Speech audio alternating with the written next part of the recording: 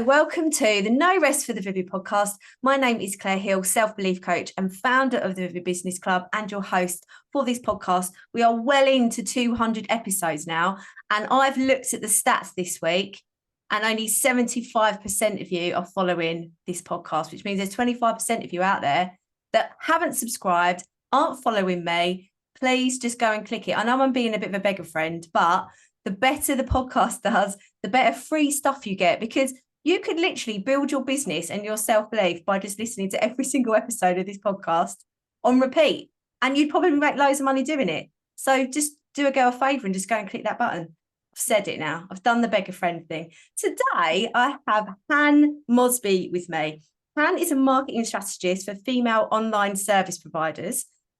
It's so lush to have you here. We have connected because of a fellow Hannah, my amazing assistant who edits the podcast. So big up to Hannah for bringing you on. How are you doing today, lovely? I am good. Thank you for having me. You're very, very welcome. So obviously marketing strategist for female online service providers. I love that. I love a bit of strategy. I love a bit of marketing, even though I have to be really focused because marketing is not my thing, but I fall into it all the time because I love the psychology of it all. How did you get into all of this? What's your business love story? Oh, yeah. So I had a bit of a weird one, although I'm not sure anyone goes down like a normal route, do they, to get where they are. So I did an art degree at university, wanted to be a painter, and then COVID, lockdown, all of that, it all shifted and went online. And I started doing some marketing for a family business. And then from that, did a lot of qualifications and studying and got obsessed with it and learned everything I could about it. And ran marketing for a multi-six-figure female coach for nearly 2 years. And then sadly got made redundant from that role and then went all in on Social Han. And that was 3 years ago. So yeah. Amazing. What's your favorite thing to do for people and I mean, how do they normally find you? What kind of position is your ideal client normally in when they find you? Well, I think everyone finds me from Instagram. I think that's really my main place. And I'm big on attraction marketing. So that speaks for itself, that it's working for me as well, which is fab. But people that are my ideal client, do you know what?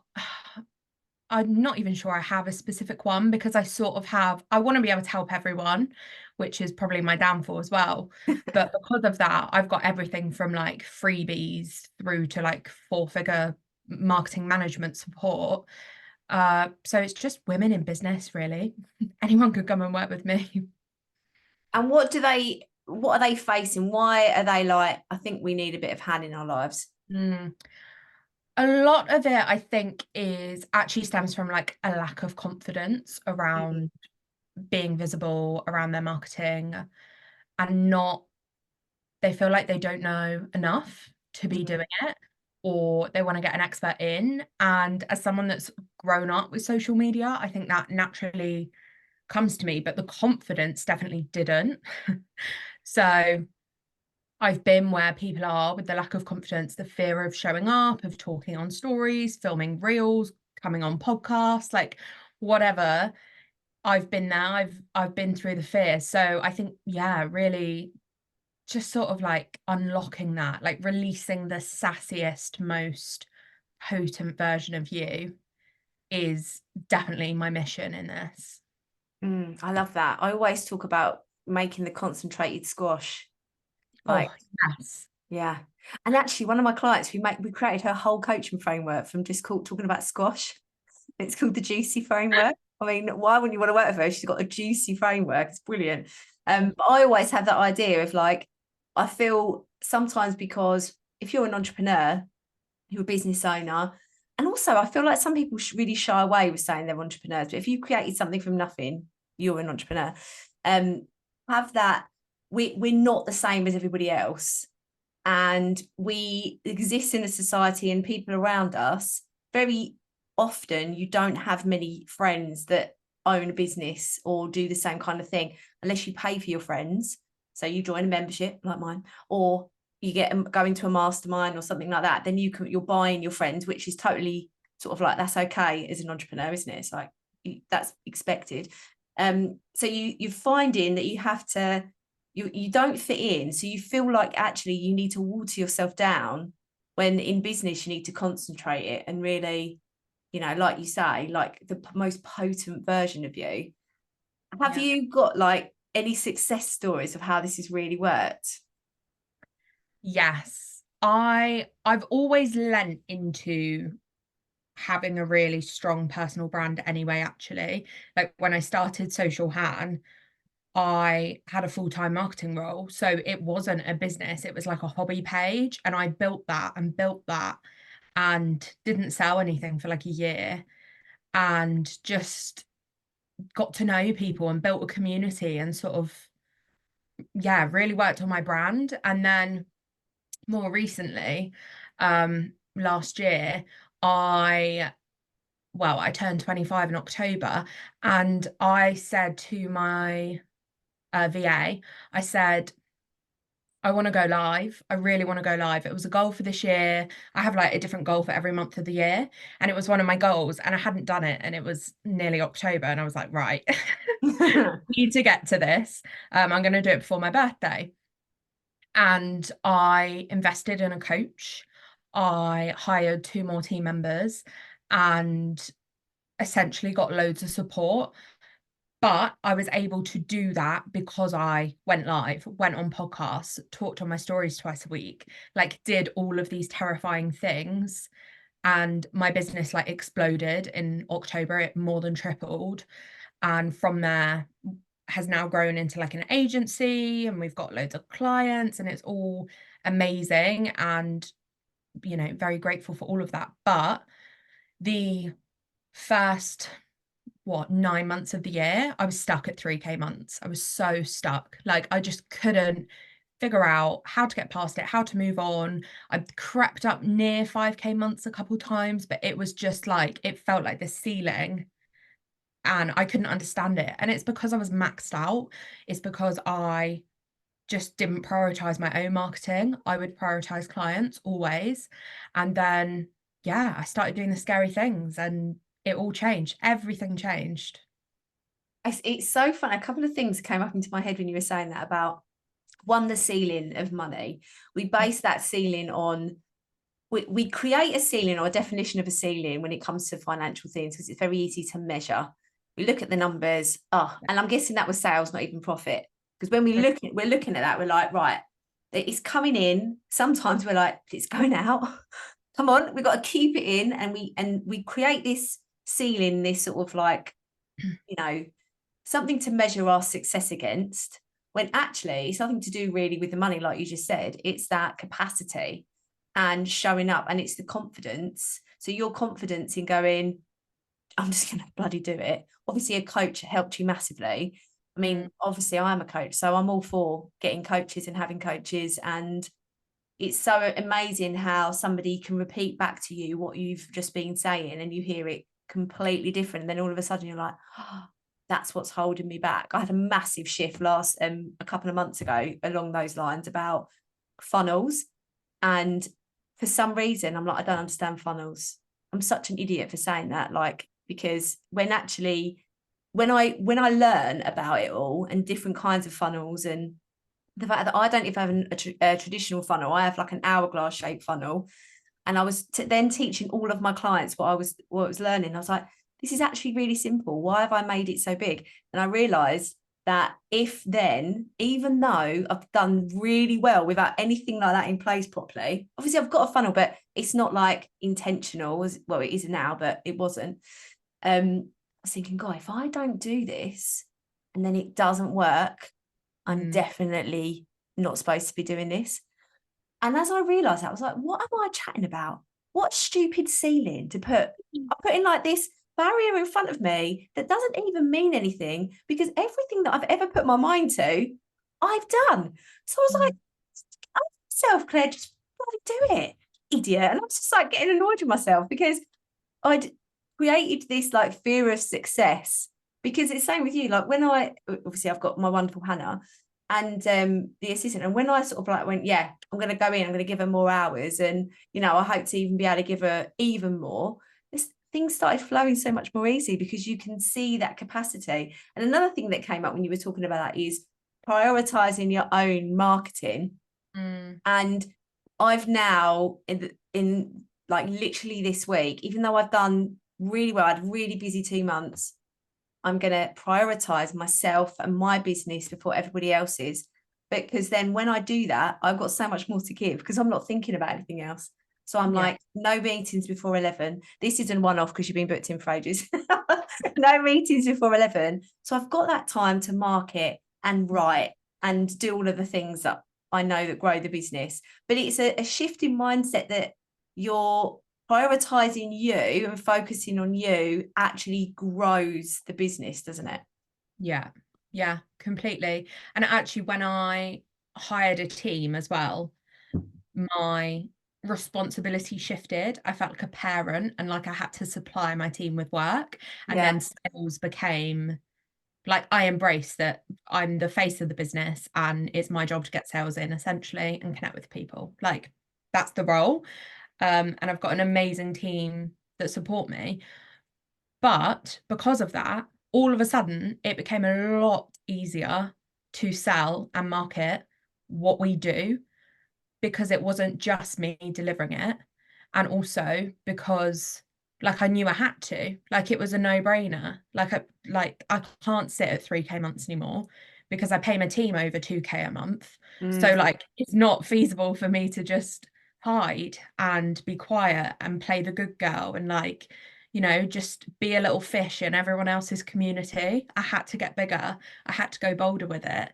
And it's still a lot easier to this day of knowing what I've got to sell because we set sales targets and we have, a minimum amount of clients we need to give the team enough work for all of the hours and stuff like that and provide people a great service.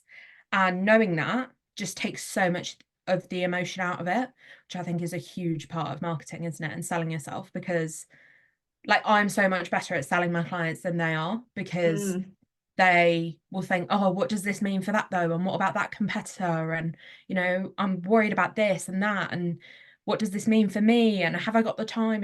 So-and-so's got swimming lessons in an hour and like all of this stuff, which comes up, which I totally get because I used to get it in my head as well.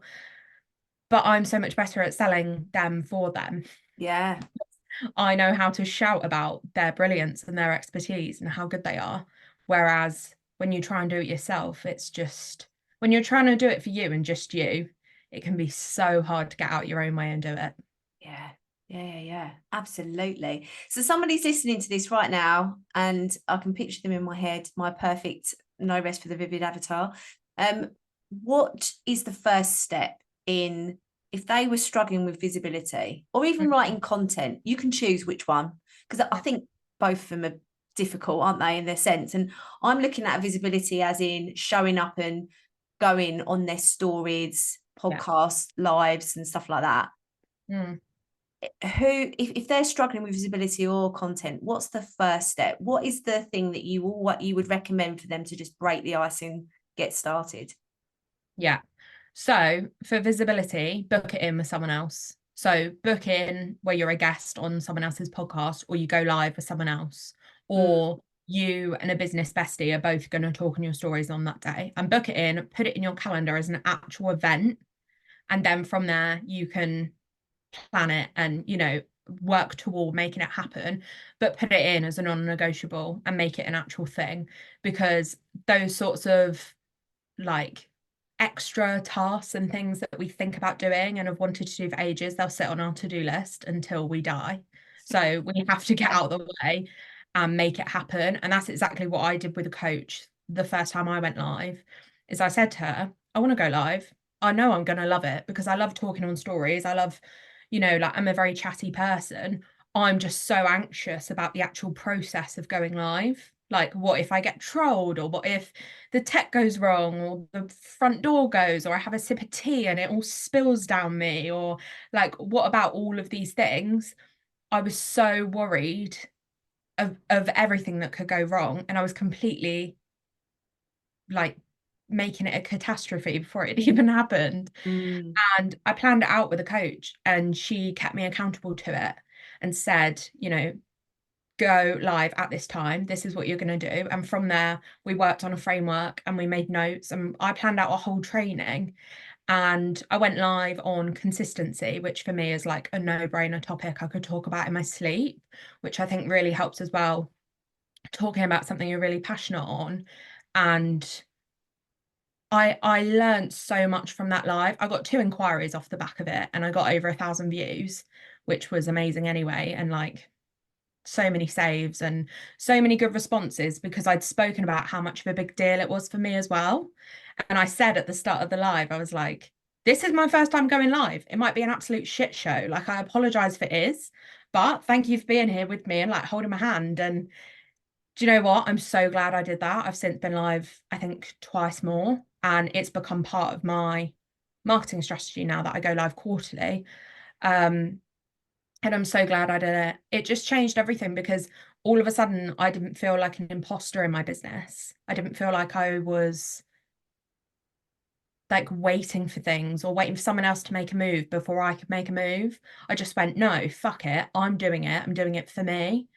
And the confidence and authority you can show up with when you're true to yourself and you stick to your word and do what you want to do is so different. It's so Mm. different. And all of a sudden, asking for the sale and, you know, putting your prices up or anything like that, it's not scary, because you can walk the walk. You're not just having a guess and a stab in the dark. Yeah, I love that. I love how powerful going live is. Like, I had a similar situation, but I don't even know if I did it. Well, this is the way I did it, but I went live every day for like, I don't know how long. Wow. Um, but I remember that I didn't have, I didn't have anything planned out. I was just like, Mhm. oh yeah, I'm gonna have a cup of tea with you in the morning. But there's one memory. It's just reminded me of when you said about the tea spilling everywhere. When I was working on my second business, was actually my first one, Vivid Wire. I used to go on stories all the time. And a few times I would speak with stuff in my teeth after lunch. I didn't realise. And once I'd had this salad and there was like a bit of spinach in it, and it had got caught on my hair, and it then was in my hair, and I was on stories and I was like, what the hell is that? And it's just spinach in my hair. But I'd made this promise not to delete any stories. This is Mm. how I got over it. I was like, I'm not using a filter and I'm not deleting anything. Yeah. So expect to see me looking like a double dip tea bag and talking a load of shit. But this is who I am. Just walking around with spinach in my hair. And I was like, how rank is that? Like, I just, but that's what happens sometimes, you know, like Yeah. we have salads and bits get in our teeth and our hair. But I think as well, something I've really shifted in the last 6 months, having the two businesses on Vivid Wire, I was very, very easily myself. Whereas on the coaching side, I felt like I had to be a certain professionality, I was like, nah, that's not who I am, because anyone in my membership or is coaching with me knows this is who I am. So I was like, right, no, sod it. I'm just going to be totally myself on all of the stories, on everything, and how much more engagement I've got from just being myself. I think, like you said, it's about, but knowing who you are as well, like actually knuckling down. Like you said, you probably got a lot of support with that, with having a coach, but it's learning about who you are and why you're different, and that should be celebrated instead of let's all be, you know, not that I say beige, but I've found that some people's favorite colors are actually beige. I don't understand. I'm no judgment for the beige lovers, because I know there's a couple of you in the membership, but when I say beige, I just mean bland, not no judgment for beige. But do you know what I mean? Like, we don't have to be, you can be a very potent concentrated squash version of beige and turn up as vividly you, and actually make a lot more sales from doing that. Yeah. Yeah. Absolutely. Yeah. I used to have beige branding. Did you? When I I cannot started. believe that from your branding I now. know. I know. I know. Wow. But I thought it was right, and it was a trend, especially in the like social media manager space. It was definitely like a design trend, and I just wanted to fit in. I wanted to be a sheep. I wanted to be hidden and undiscovered. And like, I remember the first time I showed my body in a reel as well, because I'm a plus size woman. And I remember filming that bit of content and thinking, oh my God, I can never show it. I'm gonna have to put text over the top and like edit it. And oh my Oh, God, I can't. And it was terrifying. And then do you know what? I posted it and I got, oh, probably not a great version to tell, but I got loads of comments from like creepy men being oh like, yeah, yeah, I've had them. I've like literally, I don't know about you, but I vet all of my followers. So if I've got a reel that I've put on where you can see my face or my body or anything, there's always the creepy men and they slide into DMs. Hello, yeah. yeah. What? Hello, what? Idiot. But I get that. But I've totally forgotten my point. So carry on. Yeah, I was saying, oh yeah, that's it. When they start following me, I'm like, Yeah. remove. You're not my ideal client, mate. Off you go. No, exactly. I don't work with men, so but I've got like a 97% female following, which I love as well. Love that. My boyfriend and some of his friends follow me, so I'm going to blame that on the 3%. Yes. But yeah, no, it's funny that you think, I don't know what I thought. Do you know what I thought? I do know what I thought. Yeah, go on, you share it. I thought if people know I'm fat, no one will hire me. Oh wow. Yeah. What a belief to shatter. Literally, literally, Amazing. shocking, isn't it? But then, like, that wouldn't hold me back from hiring people. Like, anything aesthetic obviously would never hold me back from hiring someone. I do have a team full of Swifties, which I love. That's sort of a secret requirement at the moment if you're part of the team. We were all in the top like 0.1% listeners on Spotify for her, which I love.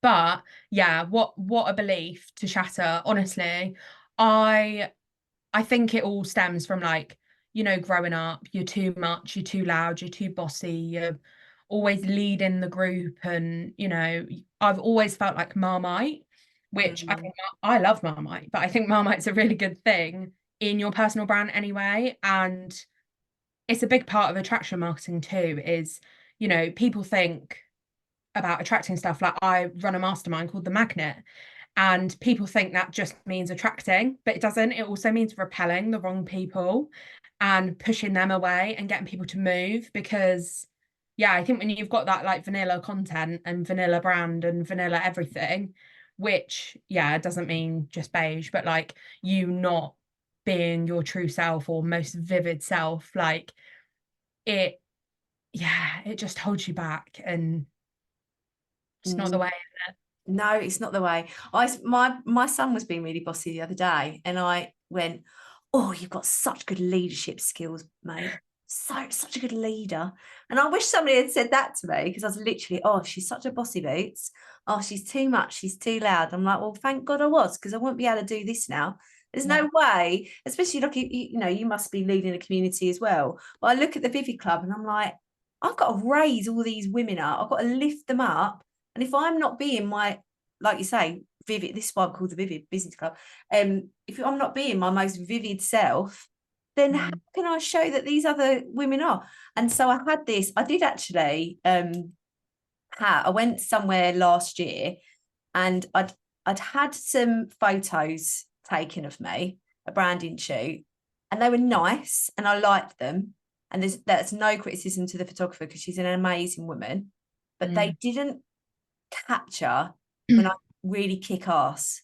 When I'm like, mm, you're sitting, I'm probably gonna make you cry today because you are better than this. That kind of like kick you in the ass thing. And then I realised like I absolutely adore animal print. I'm like, why is there no animal print on my grid? Why yeah. is there not any animal print in my branding? Like there has to, that's who I am. I literally wear animal print every day. So I need a better branding shoot. But I just did one of those DIY ones, when you video yourself moving really slowly, and then I just screenshotted all the best ones.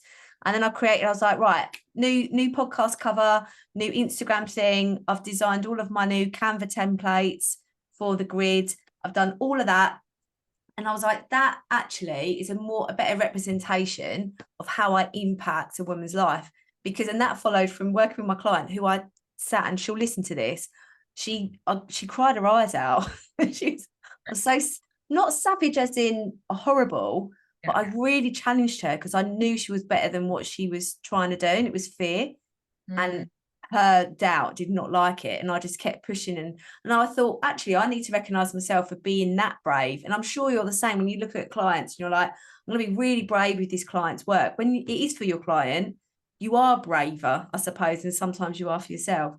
Anyway, she was absolutely crying her eyes out, and then went on. She's basically got 41 grand worth of money afterwards, like of not money, of like potential contracts and connections, and it's like, well, that kind of impact, that's how good you are.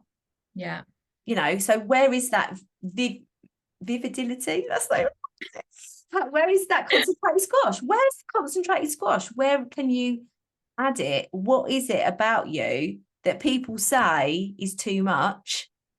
That's what's going to sell your business, the bit that people think is too much. And how can you lean into that completely? I literally said to a client yesterday that every time we water ourselves down, hold ourselves back, don't show up like the exact version we are off camera, off screen, you're doing your future clients a disservice, because they're not being able to find you. They're not being able to realize you're the right person for them, or that you're not the right person for them, and they can go and unfollow and work with someone else. Like, either way, you're letting people sit in this sort of like lukewarm, on the fence bit. And it's like, no, get them to move. And it scares people because they'll get 100 followers in a month, but also 50 unfollowers. And they'll be like, what am I doing wrong? Because 50 people have left. It's like, no, if people aren't unfollowing you, it's because you're boring, and you're being boring, and you're not putting enough of you in there. And you need to be potent and undiluted. And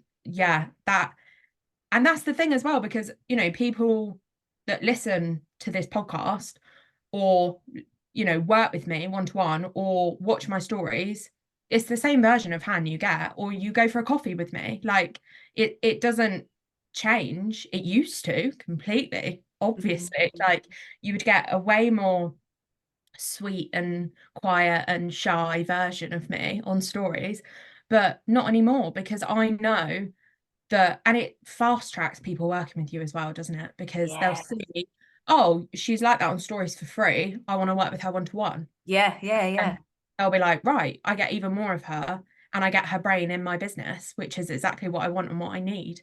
And it just makes everything better. It's like your audience don't have to wade through the mud to find the real you anymore. But people are so scared of doing that. And I get it. I do really get it. I've been there.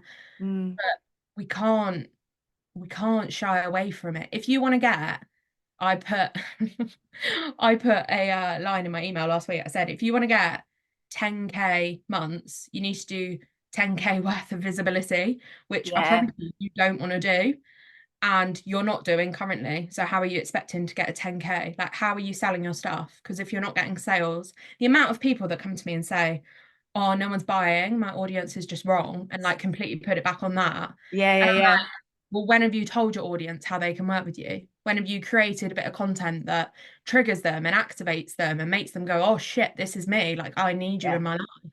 No, you haven't. You've just written some nice stuff that everyone knows anyway, and people don't want, and you're just regurgitating your bigger competitors and creators. You need to get so specific on who you are, what you stand for, and then never shut up about it. And repeating the same thing over and over again, because I think people think they have to create new stuff. And it's like, anybody that follows me knows I talk about warrior energy, God, so much. Warrior energy, going on about it all the time. And it's like, I'm being consistent and productive. And it's like all of these hacks. But still, there are people in my membership, and they've been with me for over 2 years. And I know you're listening. I know you're listening right now, that they still need to be reminded to drink water and do their warrior energy.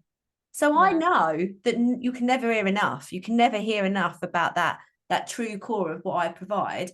But people think, oh, there's people out there, they've watched everything that I've ever done, so they're they're bored of me now. It's like, no, they need reminding. They need to see you like 21 times. I always say this about selling stuff, like keep doing it till you're a bit sick in the mouth, like, because that's enough showing Yeah. up like that.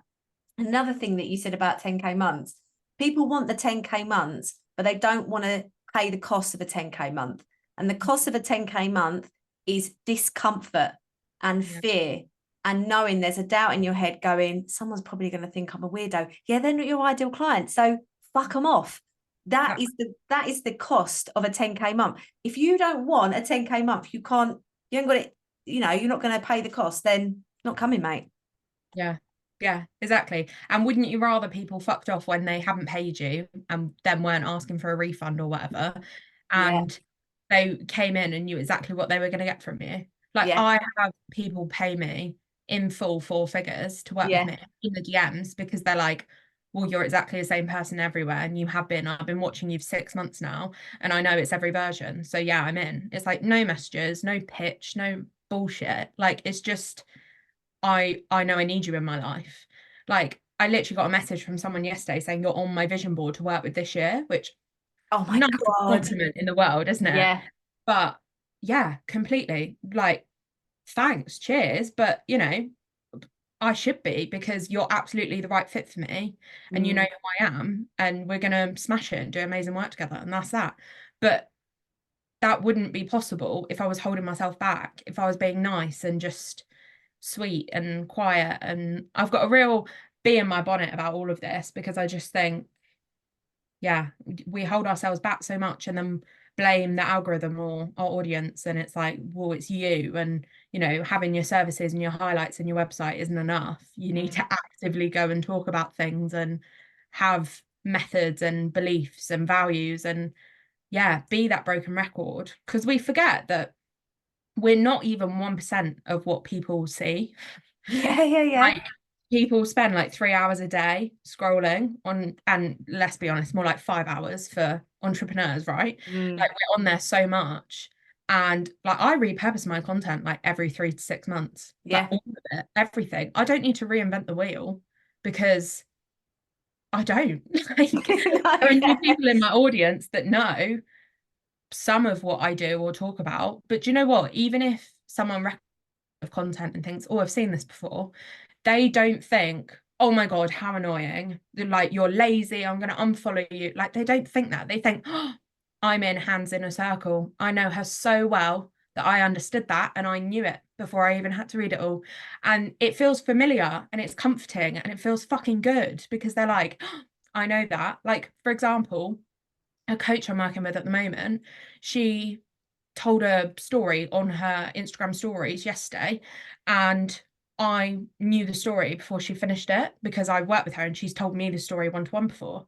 And I didn't think, oh my God, like, swipe off, I'm not having that, like, wasting my time. No, I sat there and fucking listened again, because it was interesting the first time. And then I felt like, I was in her like secret VIP club that I already knew it.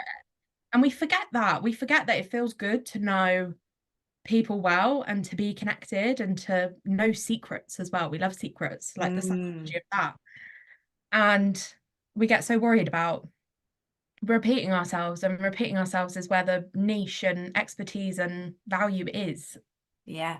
And there is the essence of nurture, because you can attract them in and then you're going to sell them. And it's like that first date thing, isn't it? Where you're literally like, if you were going to on a first date going, shall we get married and have loads of babies? And it's probably a little bit too much straight away. You got to woo them. You got to take them out for a couple of beers, get them a kebab, that kind of thing, before you can pounce with the selling. And those kinds of things, repetitive messages, are perfect behind the scenes. And people think, oh, no one wants to see it. What does everyone watch? They watch the behind the scenes. They want to see that, other world that people haven't got on the grid. It is like, Narnia, isn't it? Going through the wardrobe into that magical world. When I first started on social media, which was like 5 years ago, obviously I had social media before that, but actually having the business, I remember it was literally like going into Narnia. Like, I was going through into this magical world where there was all these friends in my phone, and they were there and I communicated with them and they gave me money and I made them stuff, and it was really strange. And then now, even, and I was thinking the other day how I created this community, that the membership, and how we've got a session in a little while. I'm just going to go in and I'm going to be in their lives and I'm going to impact their day and make them feel so fucking amazing. I've got such a good session planned for them today. I'll tell you now, because this is an episode, it's coming out on Thursday. We're talking about vision and 10x in our vision, as well as looking at I get them all to plan and everything, but they're going to go off and do this exercise where they have to talk about their dream, and they've got to go round like a round robin and like elevate that dream every single time round. And the competition is how many times can they go round and how many elevations can they make on their dream, and then they come back into the group and share it. So you imagine like how big these dreams are going to be, and they're all going to shit themselves. I'm back. I'm so excited. I'm like, oh my God, this is some kind of thing that I want to do. But anyway, sorry, this is because it's like in half an hour. I'm really excited to do it. Oh, Hannah, there's like so much. I feel like I might have to have you back on to just talk about consistency, because I love consistency, but maybe some little tools of how we can be more consistent. How, obviously we've spoken about all these doubts and how you faced the fear and had this wonderful payoff with multiplying and amplifying out your business, which is amazing. Is there anything that you know now that you'd wish you'd known 5 to 10 years ago? I'll give you a bit of a narrow window. Yeah, 5 to 10, because 10 years ago I was 15 and I wish I'd known that GCSEs aren't the be all and end all of life. Yeah. And not killed myself to get A stars. Oh, well done. Oh no, I didn't get all A stars. But anyway, 5 years ago, I wish I'd known that it's inevitable that you've got to stop hiding. I think that would be it. I think you can't hide forever. You can't hide your body, you can't hide your personality, you can't hide your values. You've got to show it at some point. You've got to just get out there and do the scary thing. And do you know what? No one gives a shit about how you look because they're too worried about how they look. So just go and do it. That's what that'd be my advice. I love that. And don't shrink to make other people feel comfortable. Yes. I hate that. You make yourself feel uncomfortable, and I'm sure you've done it as well, where you can literally feel yourself going back into a box to make other people around you more comfortable, because you're holding up a mirror to people around you of what they're not doing. Yeah. Don't shy away from it, because it's just not fair on the people that you're hiding it away from. Like, imagine all the people that me and you have helped just together, and all of the other, people like us in the world. If we hadn't, if we weren't showing up and being vivid and being concentrated squash, nobody would have any flavoured water. Can you imagine how many glasses we've put our squash in? And yet to do more. Yeah, I love that. We're going to start a squash factory. I know. What flavour squash would you be? All peach. Oh, I do like a bit of peach. Refreshing. I like that. I was thinking about this the other day. You're the first person I've asked. Now I think I'm going to have to ask everyone. I'd be apple and raspberry, but I don't think they do apple and raspberry squash. I don't know why. Robinsons, can you sort it out? I'm sure they're listening. Of course they are. Of course they are. Get some marketing tips. Yeah. Well, I mean, yeah. I wonder if there's one of my clients had a meeting with, she's a marketing strategist as well, and she had a meeting with Tiptree, the jams, like the Essex big massive. Do you know about them? I think so. They got, when you go on to a hotel, they're the posh little jars of jam. Oh yeah. Everyone knows that. See, but she worked with them, and actually I can't finish this story because it would be a bit unprofessional, so I can't. I'll finish it when we've done our fake goodbye. They're a great place, and they do great salted caramel sauce. Okay, Hannah, where can people find you? On Instagram at Social Han. Come and have a chat. Easy peasy. You got any freebies that anyone might want? Ooh, content templates. If you DM me content, I'll send you some 33 Canva content templates and content ideas. Oh, so like template graphic kinds of things where you can just replace the words. Oh my God. Well, put that, Hannah, put that in the show notes. Brilliant. Excellent, babe. All right, we'll do a fake goodbye then, and then we'll do the normal one. All right, have a lovely rest of your day, babe. Thank you. You. Bye.